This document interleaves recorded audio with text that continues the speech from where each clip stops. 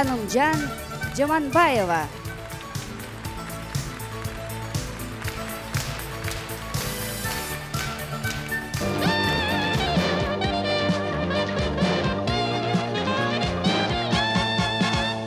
Республикабыздын эмгек сырган артисти Дилшат Кангелдиева, айтылуу ырычы айым Канымжан Жаманбаева, ошондой эле биздин ырычы айымдарыбыздын шакирттери Жапар кызы Эркайым жана Кемел кызы Абылгазиев.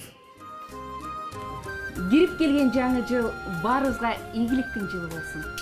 Жаңы жыл берекенин, токчулуктун, тынччылыктын жылы болсун. Жаңы жыл ынтымактын жылы болсун. Жылкы жылы жакшылыктын жылы болсун. Жаңы жылыңыздар менен. Суу жаңыртып бала тонун жылгасын, талактын шаптыр ойлордун ырдашын. Жаз жадырап мен турамын суун сайып, жазда неге келбей койдуң кымбатым, жазда неге келбей койдуң кымбатым.